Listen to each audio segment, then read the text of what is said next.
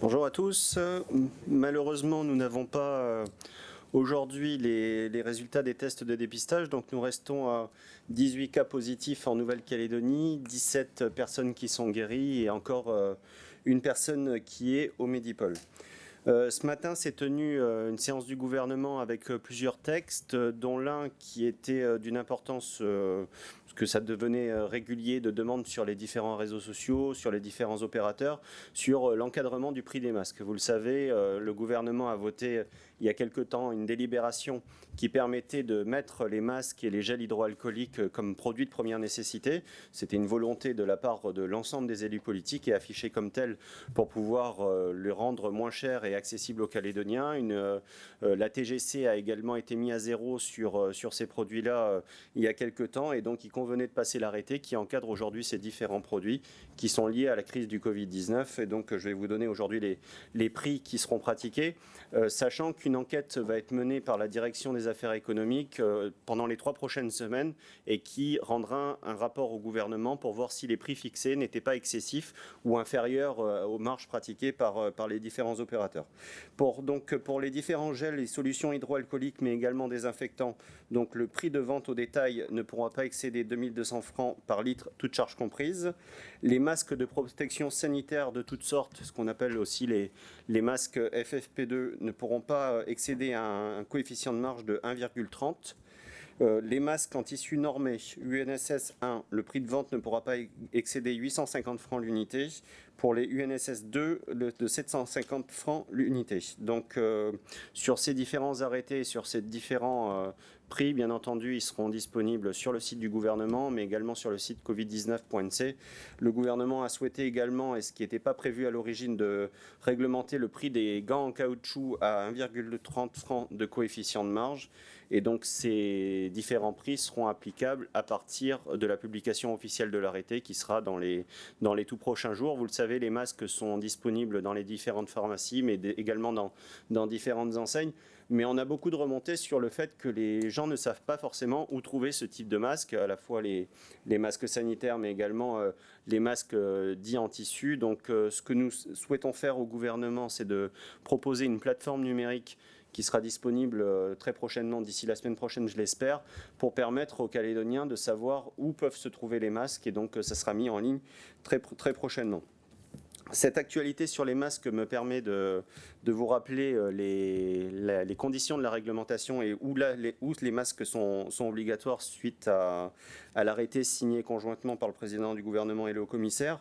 Donc, dans le cas où les personnes contacts ne peuvent pas être identifiées durablement et où si la distanciation sociale n'est pas possible, mais également dans toutes les différentes salles comme le casino, le cinéma, les établissements culturels où la distanciation sociale n'est pas possible, le port du masque reste obligatoire, également dans les transports urbains et sur les transports, notamment vers les îles, que ce soit sur le Beticho ou sur les avions d'Aircal.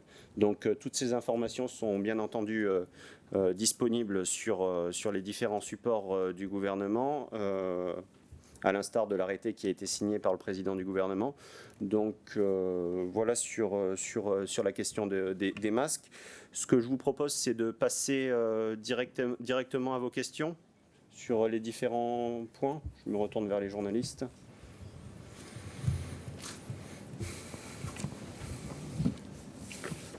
Bonjour, Anthony Tégéraud des Nouvelles-Calédoniennes. Peut-être pour revenir sur les masques, vous avez parlé des transports en commun urbains. Hier, Taneo a repris une activité normale avec une nouvelle règle qui est l'obligation du port du masque à l'intérieur. Force est de constater, tous les médias sont allés faire des reportages, quasiment personne n'en porte. Le SMTU estime ne pas être habilité, ne pas avoir le pouvoir de police pour empêcher quelqu'un de monter s'il n'a pas son masque ou même pour pouvoir verbaliser quelqu'un. Est-ce qu'il y a des réflexions qui sont menées sur soit un assouplissement de la règle du port du masque obligatoire ou sur un encadrement, peut-être des contrôles Quel constat vous faites au gouvernement sur ce sujet-là précisément ?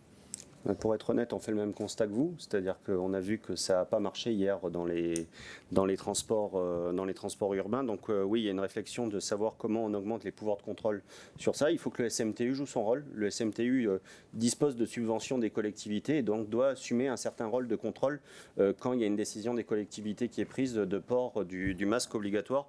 Mais les décisions définitives ne sont pas encore prises. J'espère que jeudi, lors du prochain point presse, je pourrai vous donner plus de détails, mais c'est quelque chose qui nous est remonté. Vous savez, la Nouvelle-Calédonie a la chance de sortir parmi les premiers au monde du confinement, et donc il y a quelques ajustements qui sont à faire, et ça en fait partie.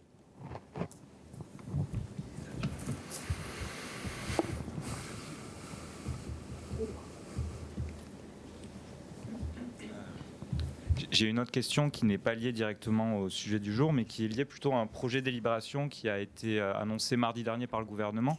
C'est en ce qui concerne les billets d'avion et les voyages annulés, qui posent beaucoup de questions pour bon nombre de Calédoniens.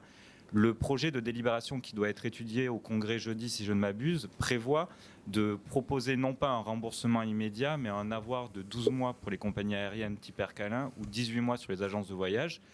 L'UFC Que Choisir dénonce le fait qu'un client peut se voir rembourser son billet, on ne doit pas lui imposer un avoir, sauf qu'en épluchant un peu la délibération, il est marqué que le client pourrait être remboursé au-delà de cette période de 12 mois ou 18 mois s'il n'avait pas utilisé cet avoir. Est-ce que vous pouvez nous éclaircir un petit peu sur ce texte et nous préciser les conditions ou non de remboursement, ce qu'il est possible ou pas pour les clients calédoniens ? Vous savez, ce n'est pas une question qui se pose que à la Nouvelle-Calédonie, cette question des remboursements parce qu'on parlait du UFC Que Choisir. UFC Que Choisir fait exactement les mêmes recours sur ce qui est fait en métropole, parce qu'on a fait exactement les mêmes dispositions qu'en métropole, justement pour ne pas mettre encore plus en difficulté les agences de voyage et Air Calédonie International. Vous savez, les agences de voyage et Air Calédonie International, Air Calin a l'activité des rapatriements et sera payée sur la question des rapatriements par la Nouvelle-Calédonie. Les agences de voyage, elles ont 0 chiffre d'affaires depuis à peu près 1 mois et demi. Et elles ont commencé à être touchées par la crise avant le confinement officiel, et elles seront touchées par la crise encore les prochains mois, puisque la question de la réouverture des frontières n'est pas aujourd'hui d'actualité, du fait qu'il n'y ait pas de vaccin, qu'il n'y ait pas tout ça. Si on avait autorisé le remboursement par Air Calin, enfin des clients Air Calin, c'était 2,5 milliards qu'on demandait à Air Calin. 2,5 milliards qu'on demande à une société qui fait aujourd'hui plus de chiffre d'affaires. Si on avait demandé ça, on tuait Air Calin tout simplement. C'est-à-dire qu'il y a aujourd'hui des mesures qui sont prises, et c'est des mesures qui ne sont pas propres à la Nouvelle-Calédonie, c'est des mesures qui sont aujourd'hui mondiales pour les compagnies aériennes et pour les agences de voyage de faire ces avoirs. C'est-à-dire que les conditions de remboursement, vous l'avez bien cité, vous avez bien vu dans la délibération, au-delà de ce délai, on pourra discuter, on pourra avoir des discussions sur ça, et on ne sait pas dans 12 mois et dans 18 mois quelle sera la situation, on ne sait pas dans 1 mois quelle sera la situation de l'ouverture des frontières. Mais aujourd'hui, on souhaite pouvoir donner de l'air aux agences de voyage et à la compagnie Air Calin avec ces avoirs, et qu'il n'y ait pas une nécessité de remboursement immédiat, mais que ce soit des avoirs. Enfin, je pense que chacun peut comprendre aujourd'hui la complexité et les difficultés que rencontrent ces compagnies et les emplois qui y sont liés. C'est plusieurs centaines d'emplois qui sont liés à ces différentes sociétés, et donc il était important de prendre ce texte. Là aussi, la Nouvelle-Calédonie n'est pas unique dans ce mode-là. Ça s'est pratiqué dans beaucoup de pays, de mettre en place des avoirs sur les compagnies aériennes et les agences de voyage.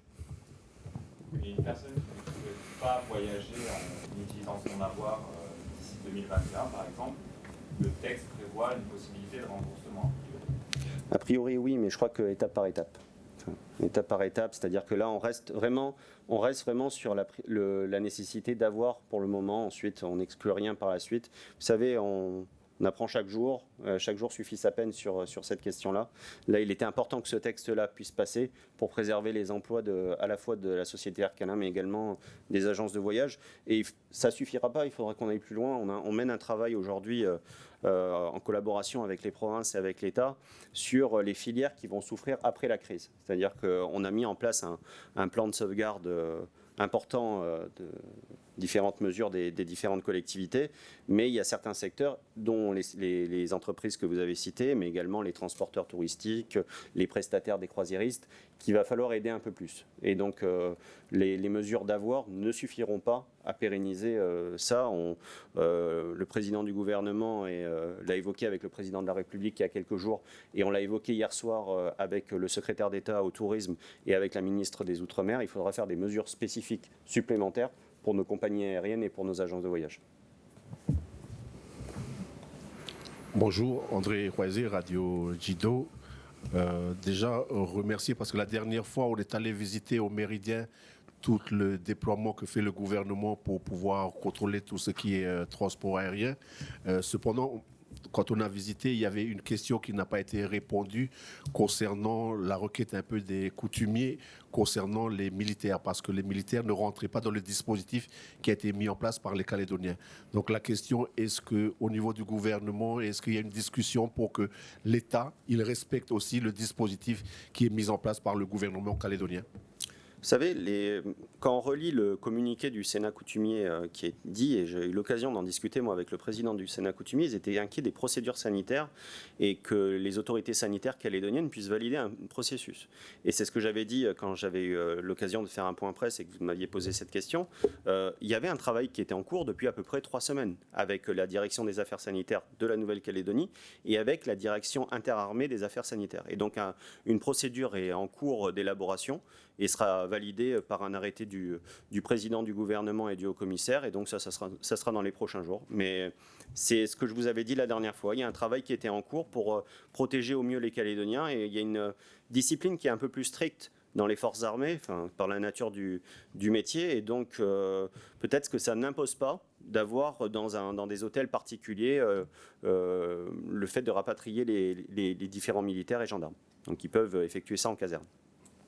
Mais c'est vraiment quelque chose d'important d'avoir des gendarmes et des militaires qui viennent en Nouvelle-Calédonie pour assurer la sécurité des Calédoniens. Et ça, il faut bien le comprendre. C'est pas parce qu'il y a eu le Covid et la crise du Covid que la délinquance s'est arrêtée en Nouvelle-Calédonie. Donc il faut des forces de l'ordre aujourd'hui pour protéger les Calédoniens.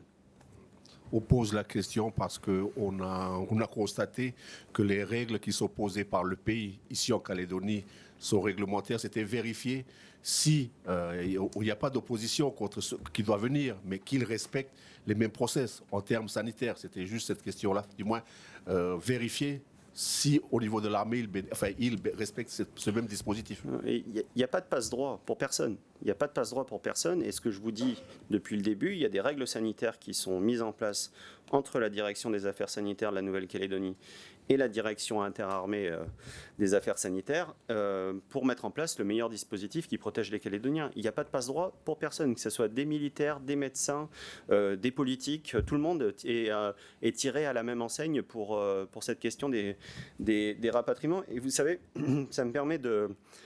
On parle aujourd'hui que la métropole veut tester en masse, avoir des périodes de quarantaine. Sur les tests de masse de ce que fait la métropole, c'est ce qu'on fait à peu près depuis 1 mois et demi sur des syndromes ORL et sur des cas contacts. Sur la période de quarantaine, c'est ce qu'on fait depuis 1 mois et demi sur la période des hôtels. Donc on a mis en place des mesures de protection qui étaient un peu en avant-garde de ce qui est pratiqué aujourd'hui ailleurs. Donc on ne peut pas nous accuser aujourd'hui de ne pas mettre en place les différentes mesures pour protéger les Calédoniens. Donc deuxième question, plus au niveau de la relance économique, l'État nous a fait, a proposé d'être garantie d'emprunt. Donc est-ce que dans les compétences qui sont partagées au niveau de l'accord de Nouméa, s'agissant de la monnaie, est-ce qu'il n'y a pas une réflexion concernant le rôle de l'IOM, c'est-à-dire au lieu d'être adossé à un emprunt de l'État, être plutôt adossé à une monnaie qui est plus adossée à la réalité de l'IOM ici dans le Pacifique? Ok. Sur l'IOM, c'est un institut de l'État. C'est-à-dire que la compétence de la monnaie est une compétence de l'État et l'IOM est une compétence de l'État. Et l'IOM a joué d'ailleurs pleinement son rôle dans le refinancement bancaire, et ce qui est son rôle, c'est-à-dire qu'ils ont injecté plus de 30 milliards plus un complément pour assurer le refinancement des établissements bancaires et pour assurer qu'il y a un crédit en Nouvelle-Calédonie. S'adosser à un panier de monnaie au final de la zone Pacifique, ça fait peser un risque énorme de dévaluation sur le franc Pacifique Pacifique qui reviendrait à pénaliser le pouvoir d'achat des Calédoniens. Dans la période actuelle, je ne crois pas que ce soit la meilleure des choses. Mais le prêt qui a été accordé par l'AFD avec la garantie de l'État, il faut rappeler une chose, c'est que ça permet de payer 15 200 salaires de Calédoniens. 15 200 salaires de Calédoniens qui sont aujourd'hui payés par l'État. C'est-à-dire qui sont assurés par le paiement de l'État. On n'était pas en mesure, nous, Calédonie, de financer le dispositif qui était de 66% du salaire minimum garanti. Aujourd'hui, on va jusqu'à 84% du salaire net des employés. Et ce dispositif, il est rendu possible justement parce que l'aide de l'État est là. Je pose cette question parce que vous n'êtes pas sans savoir la relation entre les banques nationales et avec les banques commerciales, avec les protocoles qui sont liés, qui lient les banques des États avec les banques commerciales. Et l'IOM a un levier d'indépendance, de souveraineté de la France qu'il a perdu en Europe, mais ici, du moins dans le Pacifique, nous avons encore cette marge de manœuvre-là qui pourrait alléger effectivement dans les 20 prochaines années de ne pas, du moins, subir et puis avoir cette répercussion des banques, de ce que nous imposent les banques commerciales? Je crois qu'on ne subit rien du tout. On a la chance d'avoir eu l'État qui était à nos côtés pour financer ces mesures de chômage partiel. Je crois que d'aller jouer avec de la monnaie dans la période actuelle n'est pas la meilleure des solutions. Je crois que les gens ont besoin d'être rassurés, les gens ont besoin de stabilité. Et aujourd'hui, aller s'adosser sur des paniers de monnaie, je ne sais pas sur lesquels vous souhaitez qu'on s'adosse, sur le Vatou, sur le dollar fidjien ou sur ce type de monnaie. Moi, je pense que l'Institut d'émission d'outre-mer qui est adossé à l'euro et d'avoir cette parité fixe avec l'euro est quelque chose de stable pour la Nouvelle-Calédonie. Et je ne crois pas que ce soit un débat qui soit lié au Covid. Non, parce qu'en fait, on est en train de parler d'économie. À un moment donné, il va falloir rembourser. Oui. Les taux qui sont fixés par les banques commerciales est différent que les taux qui sont fixés par une banque nationale, proprement dit, et la France. Et c'est là-dessus où je vous interpelle en disant que l'IOM a eu une marge de manœuvre pour pouvoir réfléchir ensemble en tant que banque centrale et non adossé à tout ce qui est lié au niveau des banques, au niveau européen, avec les banques commerciales. Mais vous avez entièrement raison sur le fait que les banques commerciales sont là aussi pour faire du commerce, et donc des établissements qui font de l'argent. Une banque centrale est là pour refinancer le système bancaire commercial, et c'est pour ça exactement que ce prêt de 29 milliards n'a pas été fait avec les banques commerciales, mais a été fait avec l'AFD, qui est un établissement prêteur de l'État. Donc, qui nous permet d'avoir un taux qui est bonifié, qui est un taux à 1,5%, et qui, aujourd'hui, n'est pas celui qu'on aurait eu si on était allé sur le marché. Et je ne suis pas sûr que ce soit le taux qu'on aurait eu si on avait été sur le marché au milieu du Pacifique, encore moins. Donc là, aujourd'hui, on a un taux de 1,5% qui est un bon taux sur 25 ans, et qui nous permettra de payer 15 200 salaires de Calédoniens aux chiffres que j'ai actuellement. Et en plus, je vous rappelle ce qu'a dit le Premier ministre, c'est qu'on a utilisé cette question du prêt pour aller vite. Justement, il y a eu un passage, ça ne va pas assez vite à notre goût et au goût des entreprises qui doivent toucher le chômage partiel, et je le concède. Mais malgré tout, on a eu un texte, une garantie de l'État qui est passée un mercredi, il y a 15 jours, en Conseil des ministres, qui a été voté à l'Assemblée nationale le week-end et qui va être débloqué par un conseil d'administration de l'AFD qui se tiendra le 7 mai. C'est sur un dispositif qui est exceptionnel puisque l'AFD, normalement, ne prête pas sur des mesures de fonctionnement comme c'est aujourd'hui le cas. Donc je crois qu'aujourd'hui, il faut juste reconnaître la chance qu'on a d'avoir l'État à nos côtés sur ce dispositif-là, et avec le Premier ministre qui a annoncé qu'une partie de ce prêt pourrait être transformée en concours direct, subvention directe de la part de l'État à la Nouvelle-Calédonie. Mais là aussi, étape par étape, l'important c'était de mettre en place ce prêt pour garantir les emplois des Calédoniens et du financement du chômage partiel. C'était notre priorité. Maintenant, on entame une nouvelle discussion avec l'État qui nous permettra de voir comment une partie de ce prêt pourra être transformée en subvention directe de la part de l'État. Pas la totalité, parce qu'il faut que la Nouvelle-Calédonie prenne également ses responsabilités, et il faut qu'on fasse ensemble, tous ensemble, les différentes réformes que la Nouvelle-Calédonie doit faire pour assainir ses finances, mais également relancer l'économie calédonienne. Dernière question, toujours sur la responsabilité des Calédoniens et puis des élus calédoniens par rapport aux banques commerciales qui font toujours des remontées des dividendes pour leur maison mère. Est-ce qu'à un moment donné, on ne peut pas réfléchir pour dire, en termes de dividendes, au lieu de tout rapatrier vers les maisons mères, d'avoir un dispositif qui fait gagnant-gagnant, 50% qui reste pour les besoins du pays et 50% il faut remonter au niveau des maisons mères, de ces banques commerciales. Bon, sur les dividendes qui sont distribués, ils payent l'IRVM qui est de 18%, donc il y a forcément 18% aujourd'hui qui viennent dans les caisses de la Nouvelle-Calédonie sur les dividendes qui sont distribués. Moi, ce qui m'intéresse aujourd'hui, c'est ce qui a été voté par les élus du Congrès, c'est qu'il y a une responsabilité, notamment de ceux qui touchent le chômage partiel, de ne pas pouvoir distribuer de dividendes sur la période 2021 s'ils ont bénéficié d'aide. Sauf s'ils doivent distribuer ces dividendes et qu'ils les laissent dans l'entreprise, et ça permet d'assurer de la trésorerie et de préserver les emplois et le fonctionnement de l'entreprise. La ministre des Outre-mer, Annick Girardin, a annoncé une aide de 200 € pour les étudiants ultramarins qui sont restés bloqués en métropole. A priori, les critères seraient pour les étudiants, enfin les jeunes de moins de 25 ans, je crois que ce sont des étudiants uniquement, qui touchent déjà les APL, donc les allocations de logement. Est-ce que vous pouvez nous confirmer cette information? Et en toute logique, les Calédoniens devraient y avoir droit, mais est-ce que vous pouvez nous en dire un peu plus? Est-ce que vous êtes au courant? J'avoue que j'ai vu cette information comme vous dans la presse, donc je ne sais pas exactement, je ne sais pas du tout même les modalités qui sont liées, mais Isabelle Chamorro, qui est en charge de l'enseignement supérieur, viendra jeudi en point presse normalement pour parler de la question de la rentrée, donc on évoquera ce sujet, mais j'espère de tout cœur que les étudiants calédoniens puissent bénéficier de ces 200 € pendant cette période. Bonjour, Chloé Mingour, DNC. Le nombre de personnes en quatorzaine a largement baissé. Est-ce que ça va vous permettre d'accélérer les rapatriements D'accélérer, non, mais de reprendre, oui. C'est-à-dire qu'il y a un vol de Sydney qui arrive ce soir et un vol d'Auckland qui arrive jeudi de mémoire et un vol de Port-Vila vendredi.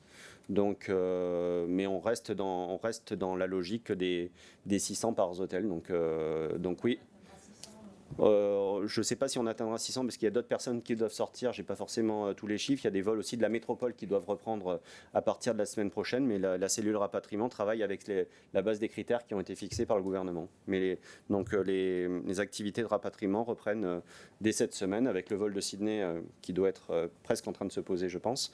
Le vol d'Auckland jeudi, et je sais que il y a beaucoup de personnes qui sont depuis le 20 mars en attente de ces rapatriements et dans des situations extrêmement compliquées. Et à chaque fois qu'on peut, j'ai une pensée pour eux parce que je pense qu'on n'imagine pas ce qu'ils ont dû vivre au cours de ces trois dernières semaines et des vols pour la métropole qui sont prévus la semaine prochaine.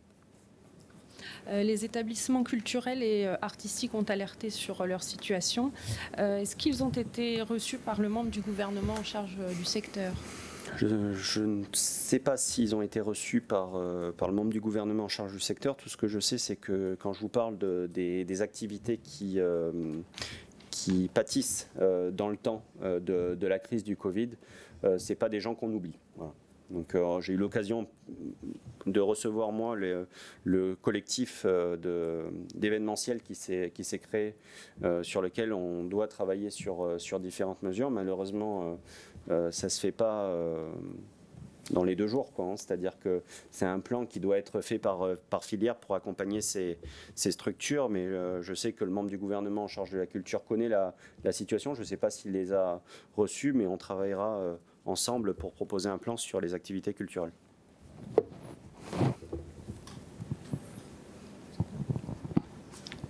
Plus de questions? Je vous remercie et on se revoit jeudi. Merci.